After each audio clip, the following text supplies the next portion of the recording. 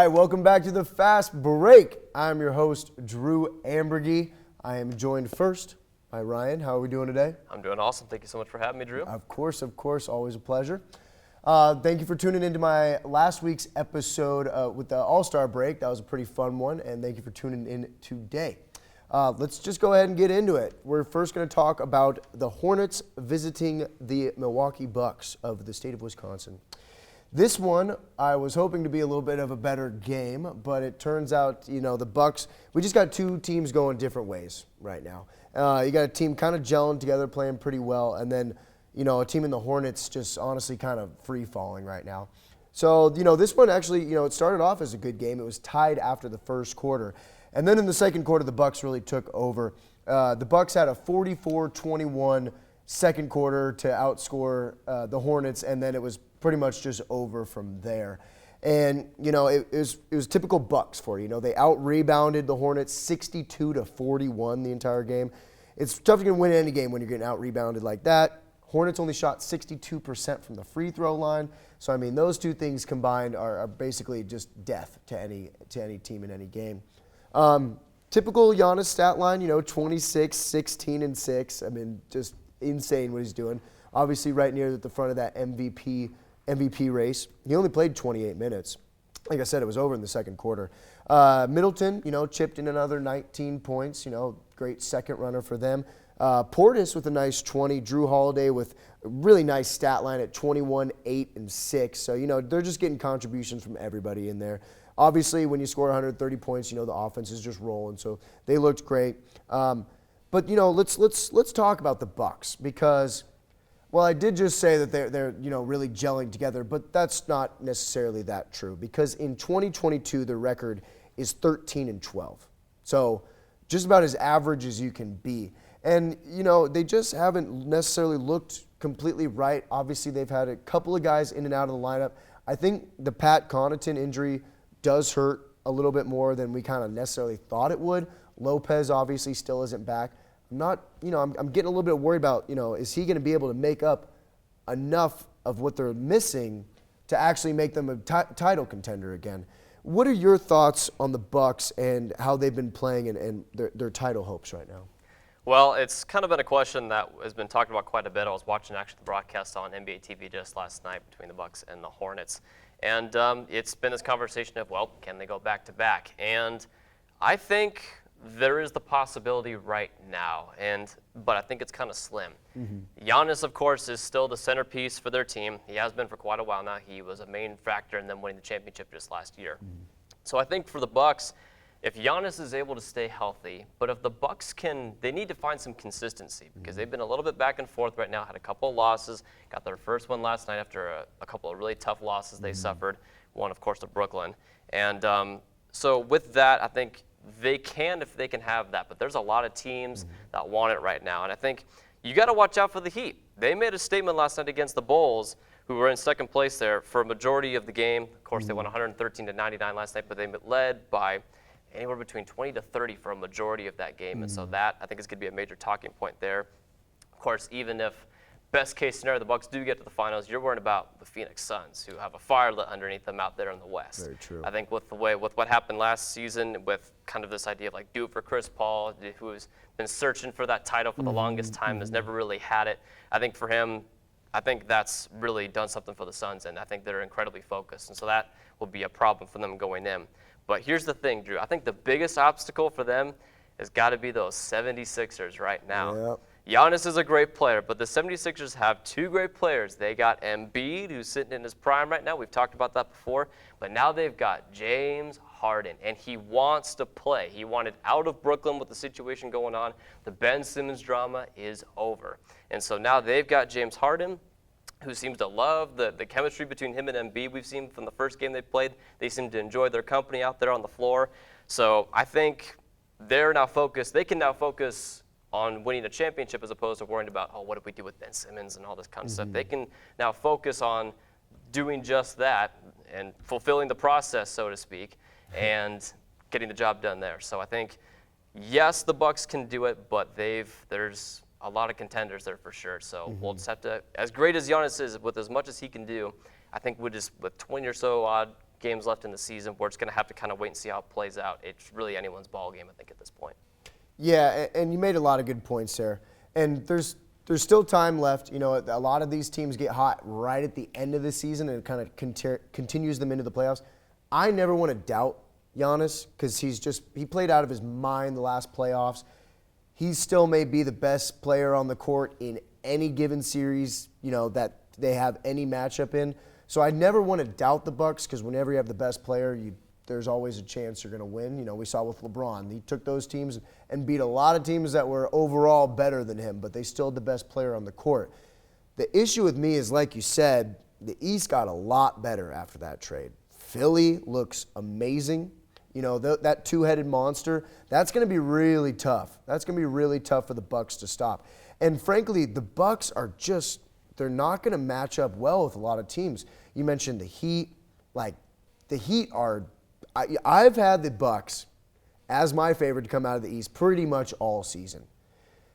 The last couple of weeks, the Heat have been playing really well. And then obviously what happened with Philly. Let's see how the Nets looking a little bit. You know, they don't even have KD back. KD has an argument for the best player in the league as well, too. So, I mean, it's just going to be a tough one for the Bucks. Right now, after just, you know, watching them for a couple of more weeks, after being stubborn on the Bucks, I'm honestly going to have to say they are not my favorites to come out of the East anymore. Right now, I'd probably have the Heat. And closely followed by Philadelphia. It's just because I need to see Philadelphia for a little bit longer. The Heat also are the number 1 seed right now, and we haven't even seen them with their full roster yet. So they got a bunch of dogs on that team. And a lot of guys that have had, you know, playoff success. Now, of course, Milwaukee has had, you know, a lot of playoff success recently as well, too. But, you know, I'm not sold on the Bucks right now. They just have been super inconsistent. Like you said, you know, they'll have a great win and they'll have a terrible loss. You know, they basically lost to Kyrie Irving single-handedly. And guess who he's getting coming back? Kevin Durant soon. So, you know, there's just a lot of depth in the East right now. And if you had to ask me, I don't think the Bucks can win 3 series in a row. So that's my opinion right now. Obviously, things change. You know, if Lopez comes back and he makes all the difference, which that's a big if, we'll see how we'll reassess. But right now, you know what? I'm off of my Bucks pick. Okay, I'm changing face a little bit. I'm saving face a little bit. So we'll see how that one goes down the stretch. Let's talk about the Hornets as well too. So obviously, not as interesting as the Bucks right now. They have been in a pretty much your classic free fall. They're 2-8 in their last 10 games. They have dropped down to the number 10 seed right now currently. They just signed Isaiah Thomas to a 10-day. So we'll see how that works out for them. They actually just did that on Monday. So we'll see if he gives them any kind of firepower on offense and solves anything. I doubt it. I love Isaiah Thomas, but I doubt he makes that big of a difference just because obviously on the defensive end, he is basically a zero. But on offense, we'll see if he can give them a spark. I'm assuming he's coming off the bench. So we'll see if that makes any changes for them because right now it's not looking good. As for the game on Monday night, LaMelo Ball had 24 points. You know, he's been awesome all season. I love LaMelo. He's a human highlight reel. He's awesome. But, you know, you got 17 from Oubre, 17 from Scary Terry Rozier. So, you know, they have some scorers on their team. But right now, for them, with me, like, you know, they're number 10 seed. So they're the last team to get into the play-in right now. And I'm just not sure I see them even getting out of the play-in as we speak right now, especially if they had to play Brooklyn as the 7 seed. I mean, that would be over in about 20 minutes of actual game time. You know, right now they're too young. You know, they're just not enough intensity. Like the big storyline with them is they're just not focused on the defensive end. They don't have a lot of good defensive players anyway, and they also don't look like they're trying. So that's not a good combination. They play down to their opponent's energy levels a lot of games. You know, they'll get up for big games. I mean, they took the Celtics to the brink. You know, they've beaten some good teams recently, but not super recently, but they played good against good competition. But then they'll go and lose to the Pistons. They'll go and lose to, you know, and then they'll get destroyed by some teams. So they just, they match the energy of their opponent. And when they get down, they don't have a whole lot of fight in them. So, and it's kind of frustrating for me watching them because they did have a lot of fight at the beginning of the season. They were young, they were energetic, and they were a fun team to watch. And now they just kind of look like a team that, when they get punched in the face, they are not punching back. So it's kind of disappointing for me. To my question though, only 2 games left, or only 2 games above falling out of the play-in tournament. Do you think they'll make the play-in tournament with the way they're playing right now? That was kind of the question I was asking myself too, Drew. It's debatable, but I think you just mentioned it, 2-8 in their last 10 games. I think for Charlotte, if they want a shot at even that, they got to find their winning ways again. So they can try to avoid having to play any kind of playing game at all to try to, if they want to even make a playoff run, should that even be in the cards for them? But that's very slim, I think, at this point in time. But I think for them, it's really going to have to be LaMelo Ball kind of stepping into this role as being a leader. I think if for Charlotte, if they want to try to center the team around LaMelo, who had a pretty good performance last night overall. I mean, it was definitely a standout. He's still playing well. Yeah, it was certainly a standout compared to kind of what the majority of the team put on. I mean, they've got 106, but when you give 130, you're not going to win very many games. A lot of garbage time points there. Right, absolutely.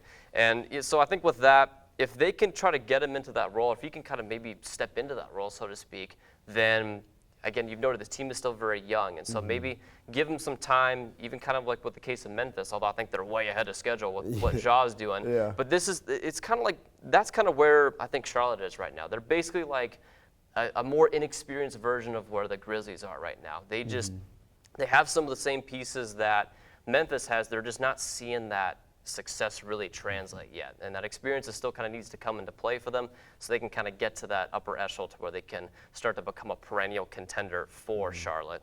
So I think that's going to be a big thing for the Hornets to try to see whether or not they want to do that. And keep in mind, LaMelo's only 20. I mean, here we are doing this. No, they're young, and I like their potential. I think they could potentially be a Memphis in a year or two if they build out that roster. Memphis just did a much better job of building out that roster around Ja. But yeah, I think you're right there. I do see that potential for them. I was going to say, here we are doing this, and here's LaMelo tearing it up in the league with guys like, even like holding up to the guys like Giannis as he is right now, which I think is really interesting to see. So yeah, that's going to be a big thing, I think, to focus on there. And of course, seeing how he develops his game as well. I mean, you have to wonder too, I mean, they have him, he'll be a restricted agent by 2024. So you have to wonder whether or not LaMelo has any interest in staying in Charlotte by that point, if they're willing to give him enough money for him to stay there, if they want to plan around him, much like Philly did with Embiid, or if they maybe want to try to target someone else. So that'll be interesting to see kind of a few years down the line what they want to do with that. But I think for Charlotte, if they want to getting back to your point, if they want to get into the play-in games, you gotta have a reason to win. We're not really seeing a reason for them to want to win lately. So, you have to see, they have to want it, and that's what I want to see from them here within the 20 some odd games that we have left here in the season. If they can do that, then maybe they can, get into a couple playing games and try to at least make it look like they want it. Because I don't see them going very far, but at least within the public sphere, make it look like you wanted to be there, so to speak. True. Very good point on that one. I do think, that's your best player is a 20-year-old. So it's going to come with time. He's got to learn how to be a leader. We saw this kind of issues, not issues per se, but just a lot of teams that are being led by a very young guy, and not everybody's Ja. Not everybody's these young guns like D Wade back in the day, where they're just the man and they know how to be a leader. He's been on a lot of teams where he's just been the youngest guy by far. So it's a learning curve for them, to where he needs to be that leader, to where game in and game out they're playing really hard every single game, so that they can start winning some more games and just being more successful down the stretch, because it's a long season. Obviously, some of these young guys are just getting tired. They haven't been able to adjust and get their bodies ready for the long haul of this NBA season. And like I said, I think they got potential, but you're right. I think the next step for LaMelo, he's got the highlights. He's a good player. He's good, great passer, scorer. But he's got to learn to be a leader as well too. And that part of that is getting your guys fired up every day to come out. And that's they're kind of having an issue with that right now. But all right, thank you so much, Ryan. So to recap, Bucks 130, Hornets 106. Good game, or not good game last night. Blowout on Monday night. Hopefully next week I got a better game for you, Ryan. All right. All right, sounds good. Thanks for coming on. Hey, all right, man. stay tuned. I got another guest for you coming up after the break. Never explain. I guess what happened 'cause I tried to forget. All right, welcome back. I am now joined with my good friend Luke Kilgore. Thanks for having me back, buddy. Appreciate it. Absolutely. Anytime, my friend. We are going to be talking about the Timberwolves and Cavs game that happened on Monday evening over there in Cleveland. Can you just do the rest of the show like that? In Cleveland, the Cavaliers opened up the first. No, I can't do that all But the the time. Timberwolves. The Timberwolves. Also, you like my jersey? I do. I should have addressed that immediately. Yeah. So he's wearing Laney High School number 23. Don't know who that guy is. Yeah, I don't no think he idea. ended up really being anything. Yeah, don't know. Yeah, don't know if he had a good college career. What was his or name? Michelle, Michael. Michael Morden? Nyquil Dornan. NyQuil? Yeah, Michael Jordan. Yeah. Yeah. It's sweet. It's an awesome jersey. Thank you. Yeah, Thank Michael Jordan, awesome jersey. We added some in the back here. Hope you guys like it. Take a look. But yeah, we talked about the Timberwolves from the great state of Minnesota versus the Cavs. you. Great state. Yeah. Well, I think Minnesota's cool. They All got, right. they got the Great Lakes up there, the Boundary Waters. You can go they canoeing. I guess they got something great. Okay.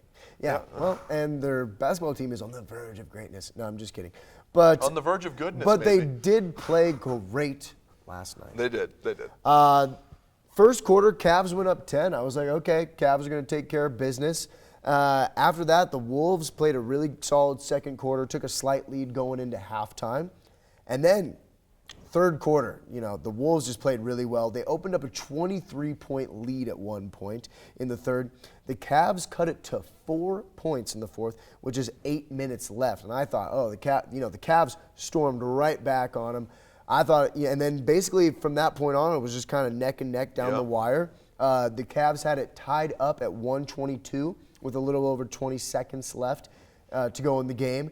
And, but then comes down the Minnesota Timberwolves, and they kick it out to Towns, and he nails a big three-pointer. And they went up by 3 after that, and basically, some free throws. That's how we got to 127-122. Minnesota comes out on top over Cleveland. So, it was a good game. It was a good game coming down the stretch. We had some disagreements on how good of a game it actually was. I thought it was. I think whenever you're tied with a little over 20 seconds left, that's a good game in my eyes. Yeah, So it was a good game. He may disagree, but I thought it was fun. It looked like it was going to be bad. I mean, at the end of the first quarter, the ending was fun. I thought Cleveland was going to blow them out, and then I thought the T-Wolves were going to blow them out. I mean, they kind of did at one point. And then, you know what, it all kind of evened out at the end like a lot of NBA games do, because there's a lot of talent. Because talent, yeah. There's just a lot of talent in overwhelms. the league. Yeah. I mean, every team's loaded. Even bad teams now actually have good players. It's kind of crazy. But for Minnesota, Russell leading the way. D'Angelo Russell leading the way with 25 points. Karl Anthony Towns chipping in 17. My boy Anthony Edwards chipping in 17. Jaden McDaniels having a good night with 17 points as well. Seattle boy, yeah. Seattle boy. Yeah. And, they got some good depth on this T-Wolves team. And right now, the last 10 games, Minnesota, they're at 6-4, number 7 seed. It was a good win for them. That obviously helps them out in the standings. And, so right now they're sitting at the 7 seed. So they're the top seed in the play-in tournament. Do you think they can catch the Nuggets? I think they're, 2.5 games back of them as we speak right now. Do you think they have a chance to catch the Nuggets and get out of that play-in tournament? Or do you think they'll stay in that play-in tournament going into the end of the regular season?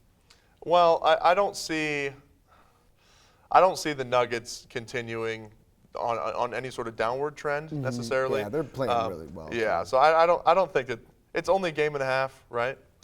Two and a half? I can check Regardless, right now. Keep I going. think the Timberwolves in this game specifically, I mean, they almost gave it up had it not been for Karl Anthony Towns hitting a clutch 3 in the same building that he just won the 3-point championship in the weekend before. That is pretty cool. That is pretty sweet. But I don't see them. Oh, I'm wrong. It's 3.5 games. Yeah, exactly. Okay. I don't see them All right, never mind. doing a whole lot there. I mean, they're only a game and a half ahead of the Clippers, Yeah. and the Clippers are obviously a lot less strength than Yeah. they should be. So, I don't know. They're gonna have to do a lot more overachieving, in my opinion. I think that this game is sort of an anomaly, and normally Cleveland would come away with the win.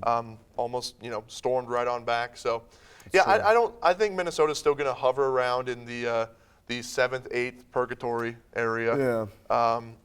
And they're just going to have to fight for their lives to get to the playoffs for the first time since when? Ooh. Yeah, it's been a while. Been a while. It's been a while. Actually, no. Hold on, Did hold they? on. No, they went with Tibbs.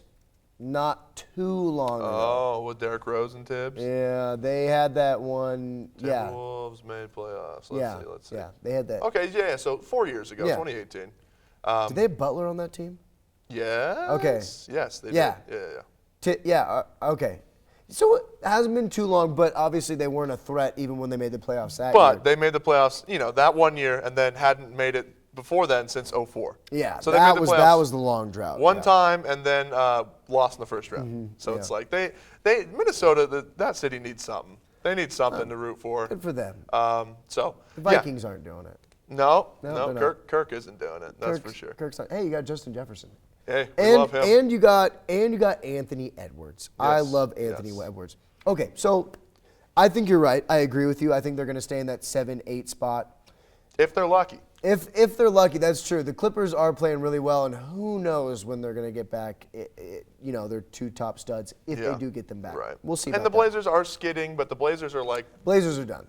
oh, excuse me, not the Lakers are they're 5 games behind Minnesota. Yeah. So, I mean, anything could start sliding. I don't think the Lakers are going to catch them. Yeah, I we'll don't see. know. They're bad We'll right see now. if Anthony They're Davis bad. even. Yeah, they don't even look like a real basketball team.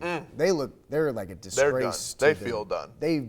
done. You can stick a fork in them because I don't know. I like at this point with the. So this gets me to my question. Actually, I was saying they stay in that 7 to 8 seed. Lakers stay in the 8 or 9 to 10 seed. I'm just asking if they match up with the Lakers or the Pelicans. Answer for both teams. Do you think they beat both of those teams? Because right now, I'm not even going to lie to you. I don't think in a one or two game series, I don't think they're beating the Lakers. I think LeBron legacy on the line. Yep. There's no point. Yep. There's no point in tanking for a better pick. They don't have one. The next one that I think they have is in 2027. I don't think that LeBron, like legacy on the line, kind of, sort of. I don't think LeBron would lose to Minnesota. I just don't see that happening no Right. matter who's playing with him. Right. Because, I mean, he could mail it in for a 7-game series because he knows he's not going to win. But I think it would mean at least a little bit to him to be like, okay, I'm not going to lose to Karl Anthony Towns and Anthony Edwards. The Right. Pelicans, though, I think they could beat the Pelicans. I think they could beat the Pelicans, and that depends on if Zion's back or not. What do you feel about if they match up with the Pelicans in the play-on tournament? I think that Zion's a foregone conclusion of he's not going to be there. Yeah. I think, though, that the Pellies, especially now that CJ's there, CJ's scoring at a very great 28 clip. points per game since Yeah. he's been back. So I think that it's a toss-up. I don't think that they beat the Lakers. You're right. I think in every single situation where LeBron has felt in the playoffs or any sort of playoff situation that he has to carry and get his team to a certain place, historically, he's literally always done it. Yeah. Yeah, literally always done it. So I think that that's not going to be any different here. So no, I would not say that they beat the Lakers. And I think it's really a toss-up if they beat the Pelicans. Those two teams are such a toss-up for me. Yeah, I actually couldn't make a prediction if I wanted to. Yeah. I think they have almost like just the exact same like kind of DNA and roster structure. I just wouldn't even know who to pick in those. So that would actually make it a pretty entertaining game. I kind of hope that matchup does happen. I think the T-Wolves and them would be a really good matchup. The Pelicans. it seems like a silly thing to say, but I mean, I feel like Cat, he's got to have a signature career moment. He's got to have some. He's got to have something. So I think that Wasn't the 3-point competition? Maybe. Oh, you mean a real yeah, thing? I mean, like in the Oh, okay, playoffs, yeah. he needs something in order to like hang his hat on. And he's only had one opportunity ever in 2018. So I think that he's got to. They did win one game in that series. Yeah, well, I mean, do you remember that? Do you remember how that game went? Do you remember what he scored? No. Exactly. Not at all, actually. So I don't even remember that series happening. Somebody mentioned it to me last week that they had been in the playoffs. Because I was like, Carl-Anthony Towns has never been in the playoffs. And they were like, yes, he has. He played. Like, that series almost didn't happen. It was almost like a fever dream. Right. Like, what? Yeah, it was. What? Like, did that really happen? It did, and they won one game, and nobody remembers that series ever happening. Yeah. So I need to see him, if they do play the Pelicans, I need to see him giving Jonas Valanciunas the business. Yeah. You know, and if not, then they don't win the game. So. No, he would have to win that matchup. Yeah. Handily. Yeah, handily, for them to have, a good chance of winning. So, yeah, and then, okay, like I said, I love Anthony Edwards, and I just want to talk about his impact on this team. Okay. I think, and he said all the right things in the press conferences because he easily could walk, because you know how confident he is. He says all the right. He's hilariously confident. One of the most confident, and that's what you have to have. You have to have stupid confidence to be good in this league. And he said all the right things. Every time he gets a chance to talk about his teammates, he gasses them up. He loves Karl-Anthony Towns. Yeah. I mean, he has been there for Karl-Anthony Towns, and Karl-Anthony Towns has had a rough year. He has been there for Karl-Anthony Towns every step of the way, has said nothing but great things about him. In my mind, it kind of is Anthony Edwards' team, even though he isn't necessarily the best player on the team. But he gives them that confidence and that swagger. And I think he's been one of the biggest reasons why they've had such a better season than they have in 3 years, is because he gives that team a confidence, an attitude, a drive. An identity. An identity. Yeah. I mean, I love Anthony Edwards. And honestly, his slam dunks, he gets them going on runs. He gives them the confidence to not back down from anybody. Because, frankly, Karl-Anthony Towns has been pretty soft his entire career. D'Angelo Russell has had one run in his entire career. And he kind of gives them a toughness, a little bit of an edge that I think they were just severely lacking. And the reason why they were, backing down, throwing games away, and they don't lose those type of games anymore. I mean, this game, they should have lost. Right. And, let's be frank. If Darius Garland is out, by the way, if he would have played, they probably do lose, probably by, 15. But they didn't, so, props to them. But, the Cavs came all the way back and tied it after being down, 23. And then, the T-Wolves punched back, and they ended up winning the game. And I think, that's partly to do with mental toughness. So I love him, and, he's a rock star, and I think he's going to be a star in this league for a very long time. Yeah, I think there's no question about that. Everyone wants to talk about Ja Morant right now, but they seem to have that same sort of DNA. They seem to have that same sort of dog in them.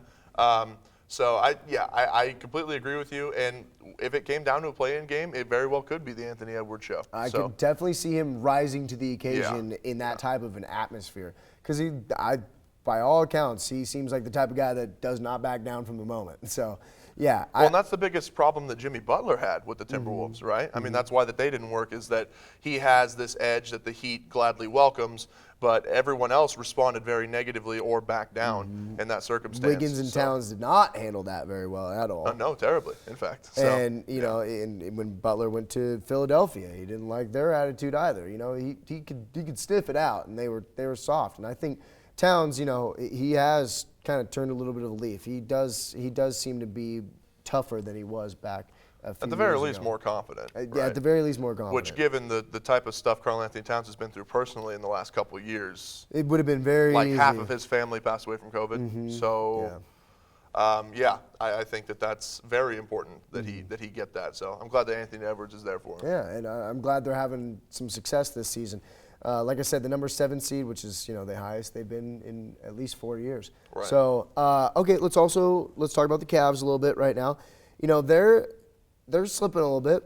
5-5 in their last 10 games. They're now a 5 seed. The Celtics are only 1 game back of them, and it looks like maybe the next time we do this show they may be in the 6 seed.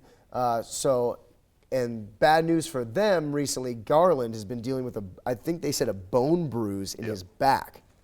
And The article I read has said that there's probably going to have to be dealing with that the rest of the season, and backs are not good. We saw. Ask MPJ. Yeah, ask Larry Bird. Yeah. Well. Yeah. Thank God nobody ever, shovels gravel out of their mom's own driveway anymore. They just hire people to do that. Yeah, I know. God bless him. But geez, what are you thinking? Anyway, but Garland. So that's gonna be tough. Really hope he gets back to his normal self. It seems like right now my assessment of it would be that maybe he's only going to be at 90%, 95% of what, his full potential for the rest of the year, which in a loaded East can make a lot of a difference. Right. The crazy thing for him is he felt fine at the All-Star break, but it's kind of something that came up again against the Warriors. It kind of happened. So tough news for them. Obviously, he's not out, but I mean, I don't know how long this thing is going to last. You don't want to mess around with the back. Right. It wouldn't surprise me if he misses another week or two. I don't know what the situation is. Obviously, we're going to monitor that, but that's tough news for them in a Cavs team that hasn't been playing necessarily that well. So we'll see. I mean, like I said, they are young. They're very young. Sometimes young teams struggle as you get down the very end of the stretch of the season. What do you see for the Cavs, and what's kind of your assessment of them right now?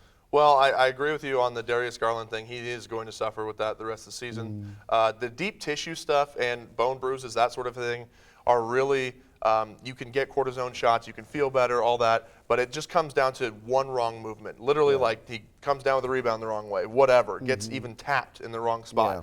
I mean, it's very easy to re-aggravate that. So we'll see. They're also missing Rajon Rondo, right? Who, granted, is not usually much of a regular season a factor, but when we get into the playoffs, he just turns into a completely different player. Playoff Rondo. That's right. Rondo. Karis LeVert's also out, so Rondo's out at least another week. Karis LeVert's got a sprained foot; he's out another week. So we'll see what those two can help do, but. I love that. I love Kevin Love playing inspired. Kevin Love, yeah. I mean, I didn't even mention the stat lines for my please. Cavs guys. Please Sorry do. about Yeah. that. K Love, 26 points in 26 minutes, so that's impressive. 50% from the field and from three. Yep. 7 of 7 from the free throw He's line. always been a good three-point shooter. Right. So it's awesome seeing K Love play well again. And then Jared Allen, a nice 21 and 8. So he's been playing really well as well. Yeah. Really well as well. So that's good English. You did great. My mom's man. probably watching this, and she's Yeah, like, "Wow, good job, Drew. You did great. You sound illiterate." but yeah, so good stat lines from both those guys. Yeah, Garland, tough news, and coming from a guy who's had a bone bruise myself, the only thing that you can really do for it is just stay off of it, Yeah, which rest. is not the news you want to hear when your team's playing games every other day. So that's going to be a tough one for the Cavs. I'm not a doctor, but I know he's going to at least miss probably at least a few more games. So we'll see how that one goes. They're still so impressive, man. They're so young. It's And young they team. really have come out of nowhere. Cleveland, you still got to be happy no matter what happens towards the end of the season. Just the fact that they're competitive again. This finally your first competitive team without LeBron since the mid-90s. Yeah, since the Craig Elo days. Yeah, Go Craig Cougs. Elo. Hey, Craig Elo, Coug. Craig Elo. Man, we don't need to go into Craig Elo right now. But yeah, that's. Sorry, Craig. Sorry, Craig. Another time. I was going to go on a tangent about Craig Elo. Awesome though. And you know what? You know who hit a shot on Craig Elo? This guy. This guy right here. Actually, one of the most famous moments in Cavs history is before LeBron came. Probably the most famous moment in Cavs history before LeBron came along. So that's a tough one. But anyway, thank you for coming on, my friend. Yes, always sir. a pleasure talking ball with you. He Always. always knows his stuff. Thank you for coming on, Luke. Go follow him on all the social medias. And so to wrap it up, T-Wolves 127, Cavs 122. It was a good one last night. All righty, I got one more guest coming up for you guys right after the break.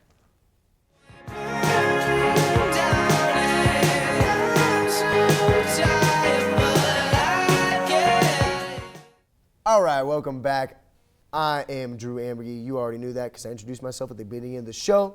I am now joined with Vaughn. We got a first-timer. We got a first-timer on the Fast Break. That hasn't happened in a couple weeks. And how we doing, Vaughn? How we doing? We're doing good, man. Good, Long night, but we're feeling fine. That's what it's all about right there. That's what it's all about right there. Vaughn hosts his own show. It's called The Ball Box, which will be coming soon. So make sure you stay tuned in that. But for now, he's going to be on my show, and we're talking about the Heat and the Bulls game that happened last night. So, this was a big matchup. We had the number 1 Heat, the number 2 Bulls in the East. And, so I was expecting it to be a super close, contested matchup. We had Lowry out for the Heat, but we also still have Lonzo out for the Bulls. I figured those things would kind of even themselves out. Well, turns out they did not. So the Heat got up by about 10 in the first quarter, and honestly, it kind of just stayed around there the entire game. The Heat took their distance, and then they just kind of kept him at ease, making big shots, consistency from everybody. At one point, they got up by 17, and basically we just finished with a 112-99 ball game. So like I said, they got up 10, and they just kind of stayed within that 10 to 20 point range basically the entire game, and which is an impressive win by the Heat because the Bulls are a really good team. Right. And anytime you can get up on a number 2 seed in the league and keep them at a distance the entire game. It was a wire-to-wire win for the Heat. So just really, really impressive stuff right now. And it just goes to show that they are playing arguably the best basketball in the entire league right now. So last night we had Tyler Hero going for 25 and 6. So that, props to him. Tyler Hero's been playing great all year for them. And then we had Gabe Vincent, who a lot of people have not heard of, but he is a guard that they picked up. He was on a 10-day contract. He dropped 20 points. He's been playing really well. I'm sure he figures to be a consistent, minutes rotation player as they get into the playoffs. I think they trust him at this point because he's been putting the ball in the bucket. Of course, Adebayo drops in 15 for you, and then Butler with 15 as well, too. They're just a deep team all around. And like I said, they're peaking at the right time. They are 9-1 in their last 10 games. They are the number 1 seed. They are 2 games over the Bulls. So this helped them create a little bit of distance between them and Chicago. And, like I said, they're just peaking right now. Bam is playing like an all-star. He's been just killing it right now. I think, I saw a podcast with him where he said he was pissed he didn't make the all-star game. I love Bam, but he should not have made the All-Star game. But it's good to have that fire. No, you need that. You need that fire underneath you. Yeah. And then is motivated by that. So they're just playing really well right now. Vaughn, what did you think about this game and how the Heat have been playing in general recently? I really like it. I really like where the Heat's going. They were one of my picks in the preseason to do a lot of damage in the Eastern Conference.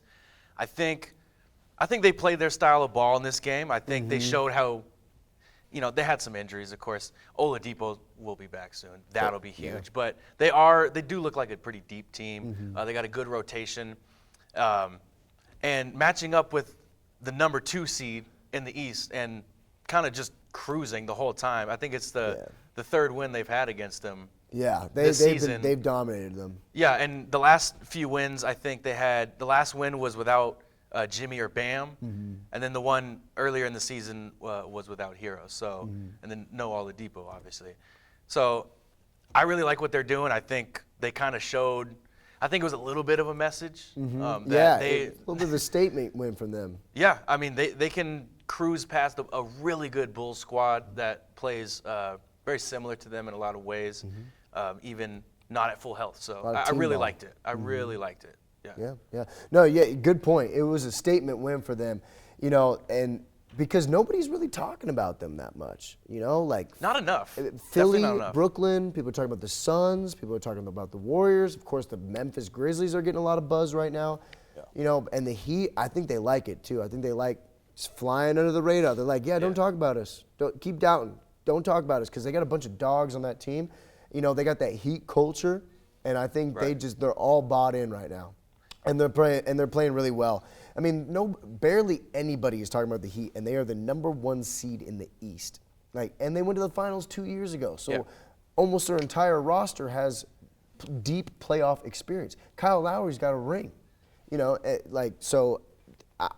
Right now, I said a little bit earlier on the show. Right now, because I've been Bucks all year, but right now my Heat would be the pick. I guess I could say that too. My pick would be the Heat. Right now, I just think they are playing really well, and They got Oladipo. He's going to come back at some point. Yeah. And if he is even 75% of the Oladipo we saw, that's still a really nice, solid role piece to add to your team. Because he doesn't have to do too much. He can ease himself in. He doesn't have to, come in with a bunch of pressure. Because at this point, having Oladipo is just like an extra, icing on top of the cake. Yeah, They don't it's a luxury, It's a most luxury. definitely. They're going to have him, and he's had some playoff experience as well too. Yep. And one thing to not doubt is, or one thing to not overlook is they may have the best coach in the league as well too. I mean, Eric Spoelstra, he is a really, really good coach. He's gotten the most out of these guys. He knows how to coach, and Pat Riley has constructed this team to just be the ultimate Heat team, and they play really well together. So I'm just loving what the Heat are doing right now. I mean, not loving it as a Celtics fan, but good for them. They're playing great. As a basketball fan. As a basketball fan, it is beautiful basketball to watch. It really is. And they're just tough. They're just tough. It's part of the reason why I like them in the playoffs is because they're just a tough team. As for the Bulls, so they haven't been playing too hot lately. They're still good, 6-4 in their last 10. For them, Levine had 22 last night. He's still playing very well. DeRozan with 18. He snapped his streak in consecutive 30-point games. He was at 8, I believe. He was going for the record, which was Jordan with 10. I was kind of hoping to see him get it, but because I like DeRozan. And then Vooch giving him a solid 14 as well too. So they just kind of got beat by a better team. And this kind of showed me, like, if they played in the playoffs and they met in the Eastern Conference Finals, I'm probably taking Heat in like 5 and maybe 6. Now, that obviously depends on, Lonzo and how he plays coming back, because he was a big part of their success. Yeah, and now he's especially been out a whole month and a half at this point, I believe. So it's been tough for them without Lonzo, and he was potentially looking at maybe being an all-star before he got injured. So that was a tough one for them, and they will be better when he gets back. I do think Lonzo means more to the Bulls than necessarily Lowry and Oladipo mean to the Heat, because Lonzo kind of runs that whole thing. I mean, he's one of the best facilitators in the league, and he plays just solid defense. I mean, so does Lowry, but Lonzo is an elite defender, so that's going to make a big difference from them. And frankly, they just didn't shoot well from 3 last night. They went 7 of 29, just 24% from 3. That's not going to get it done. And they only shot 66% at the free throw line. So that probably is the difference in your game right there. That's pretty bad shooting from the field. Right now, playoffs number 2 seed, but you got to watch out for Philly. Oh, yeah. You got to watch out for Philly. Do you think they hold on to that number 2 seed, or do you think Philly catches them by the end of the year? I mean, it really depends on the health. I think Yeah. with these guys at full health, they have stretches of dominance. Moving the rock, making plays. With Caruso and then Williams also, if their wrists get healed up, I don't know when that'll happen, but that is a whole different team, right? So you got to look at it like that. Completely spaced on Caruso. Yeah, he makes a big difference as well too. Absolutely. Great defender. Absolutely, and that was a good point about Lonzo meaning more to them, about their system, and as we talked about with their depth, I think he's more critical, and so that's why the health is really important for the Bulls. Their ceiling is so much different when they have their guys healthy or not. I think holding on to that 2 seed, I think the Nets, when they get healthy and full, they're going to be a force. Philly, they could go on a run. I mean, they could go on a serious run. I don't know what they can do, man, but I love what they're doing. They're at 4 in a row right now, I think.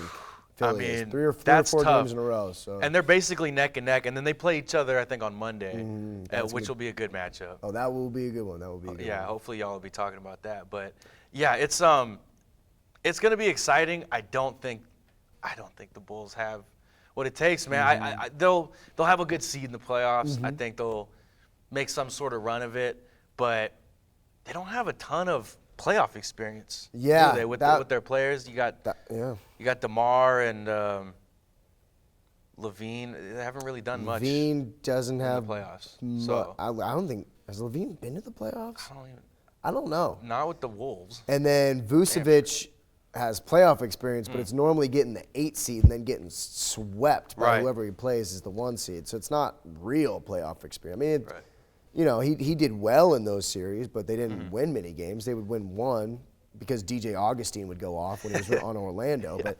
that I actually had that point as well written down.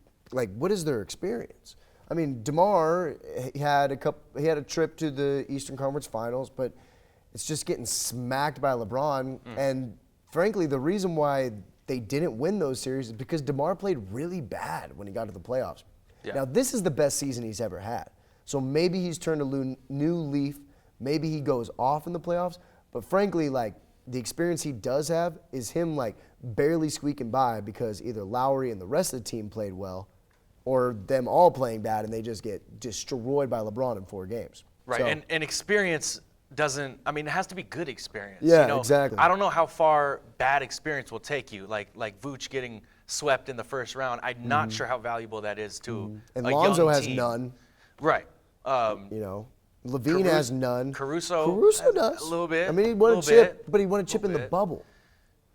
So like you bring in those crowds, everything It's gets tough. it's a little bit of a different atmosphere when you got those crowds in the playoffs. Yeah. And then Patrick Williams, obviously no experience. So I mean, yeah, that's gonna be a tough one for them. I think they'll win a series. Unless they match up with the Nets. I don't know, man. Yeah, because if God, they slide too far down, I don't like their chances I at would all, feel man. so bad for them if they fell down to the 3 or 4 seed and the Nets got like the 6 or 5 seed, and then they're just going at KD round 1. That would be brutal for them. But if they do stay in the 2 seed, if people come back, they stay in the 2 seed because they're a really good team. So it's not out of the realm of possibility to stay in the 2 seed. If they do that and they play. Let's see, who's down at the bottom of the East, but still going to make the. If they play Charlotte, or if they play, the 7 or 8 seed, the 7 seed. Nah, the Celtics are going to be up there in the 4 seed. Don't worry about that. Don't worry about us. We will not be in the play-in tournament. But I think if they played one of the lower teams, if it wasn't the Nets, they would probably win that first round series. Okay, let's pull it up here. I don't even know what I'm doing. Yeah, Raptors. Okay, forgot about the Raptors. They're playing really well as well too. You got the Hawks and the Hornets, and then potentially the Wizards, but I don't see them making it. But I think they would beat all of those teams except for the Nets in a 7-game series. But then you're looking at second round. They're playing Philly or the Heat or the Celtics. It gets real messy from there. Yeah, man. There's probably 2, maybe 3 teams that have a decently easy first round matchup in the East, and then it gets way harder. You're playing MVP you're playing MVP contenders every single round after that. So it just gets a lot harder. So I see them maybe getting one series win and then probably bowing out. But still, overall, it's good to have the Bulls back. Chicago being good is good for the league. They're big market. Obviously, you got the history, one of the most storied franchises in the league. So it's just good to have them back and playing well. But overall, tough one for them. They kind of, this was kind of a head-to-head matchup that we were waiting to see, and we realized that the Heat are for real and the Bulls may be pretenders when it comes down to the actual playoffs. So thanks for coming on, my man. Thanks for talking hoops with me. To recap, Heat 112, Bulls 99. That's all I got for you this week. Thank you to my guests who came on. Awesome show this week. Make sure to stay tuned for next week. Like, subscribe, follow all of Wazoo Sports Network shows so you get that great sports content that you need and deserve. All right. Have a good night. Thanks for tuning in.